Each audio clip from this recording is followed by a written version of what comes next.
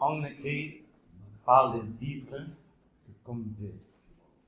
Si més no, a mi em passa una mica això. No escric els llibres que voldria escriure. I n'he escrit algú, més d'un, sense gens de ganes ni massa convicció.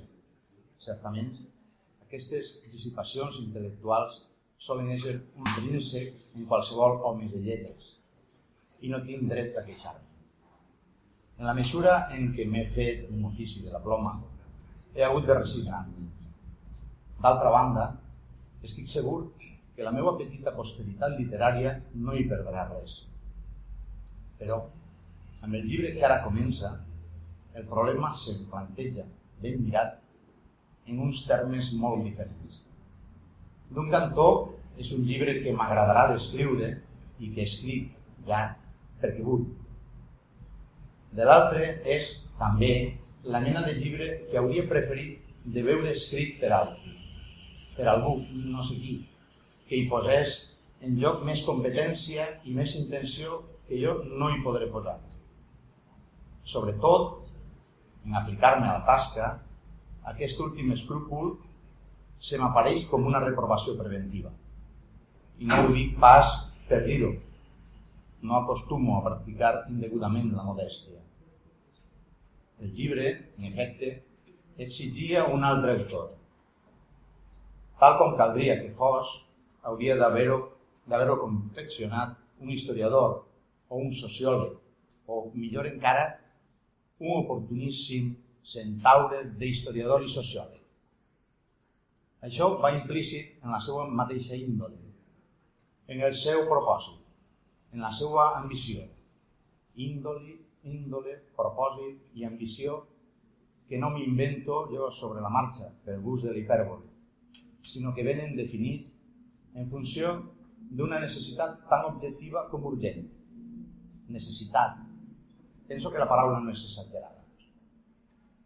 Hi ha una pregunta que tots ens hem fet en alguna ocasió, moguts per un motiu o altre, que som. Què som els valencians?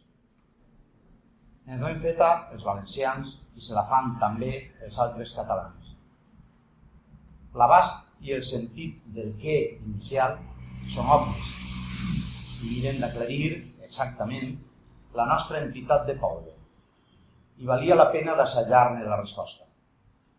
L'historiador i el sociòleg hi eren convocats. Ells, amb les tècniques respectives, podrien aportar-hi descripció, notícia i dictamen, des dels angles més immediats i més vius. Pocs valencians hi deu haver, valencians amb un mínim de consciència de ser-ho, que no s'ho hagin plantejat alguna vegada. Què som? I per què som com som? Una crispació econòmica, una polèmica de cultura, una enyorança, un projecte polític, un reajustament social, molts fets i moltes inquietuds de la nostra vida diària, importants o anecdòtics, convergeixen a suggerir-nos aquell interrogant. Cada circumstància crítica, per mediocre que sigui, ens aboca i ens acula indefectiblement a un sol i mateix punt, a fer-nos qüestió de la nostra existència com a poble. Ningú no tindria cor d'autoenganyar-se. Si n'hi ha res que tothom veu a la clara és això, que fallem en tant que poble normal. Ni el més optimista dels indígenes no sabria fer-se il·lusions sobre el particular. Ens sospitem una deficiència obscura en la nostra constitució col·lectiva, en la nostra complexió de societat. No es tracta ara de mesurar la normalitat d'un poble per grau de concreció institucional, a part jurídica i administrativa, en què viu. Es tracta de dèficits més profunds.